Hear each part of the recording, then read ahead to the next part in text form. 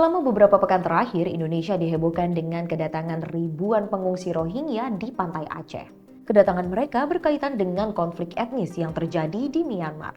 Mereka melarikan diri untuk mendapatkan tempat agar memperbaiki hidup. Namun, tahukah kamu konflik Rohingya di Myanmar?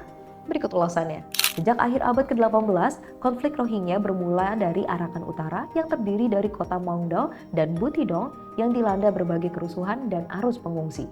Dikutip dari Human Rights Watch, ribuan warga Rohingya mengungsi ke tempat yang sekarang disebut Bangladesh dalam 4 periode, yakni akhir tahun 1700-an dan awal tahun 1800-an, tahun 1940-an, tahun 1978, dan terakhir tahun 1991 dan 1992. Meledaknya arus pengungsi disebabkan perseteruan terkait etnis dan agama. Selama Inggris menguasai Burma yang saat ini disebut Myanmar selama lebih dari 100 tahun, terjadi migrasi besar-besaran ke negara tersebut dari India dan Bangladesh. Tentu Myanmar merespon negatif soal hal ini. Setelah Myanmar berhasil mendapatkan kemerdekaan pada 1948, migrasi yang terjadi pada masa pemerintahan Inggris dinilai ilegal, sehingga mereka menolak kewarganegaraan Rohingya. Hal ini menyebabkan banyak umat Buddha menganggap Rohingya sebagai orang Bengali dan menolak penyebutan istilah Rohingya atas dasar politik. Tak lama setelah merdeka, Myanmar mengesahkan undang-undang yang menolak kewarganegaraan orang Rohingya dan membiarkan mereka tidak memiliki kewarganegaraan. Dalam undang-undang tersebut, persyaratan dasarnya adalah memiliki dokumen bukti lahir di Myanmar sebelum 1948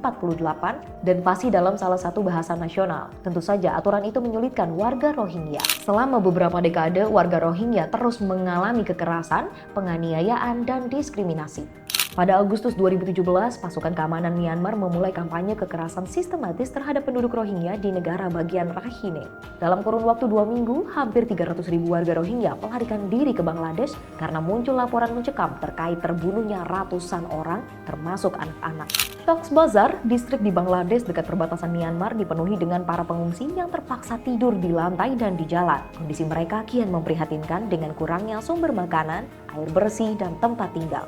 Kelompok etnis Rohingya saat ini berjumlah sekitar 1,1 juta jiwa dan tersebar di berbagai negara Asia Tenggara. Banyak dari mereka bahkan harus berjalan kaki selama berhari-hari di dalam hutan dan melalui perjalanan laut berbahaya untuk mencari tempat penampungan. Resiko eksploitasi, kekerasan, hingga perdagangan manusia masih menghantui pengungsi Rohingya. Tapi sayangnya ini adalah konflik dalam negeri yang menyeret negara lain. Semoga Indonesia bisa melakukan pendelegasian yang baik agar tidak ada dampaknya ya.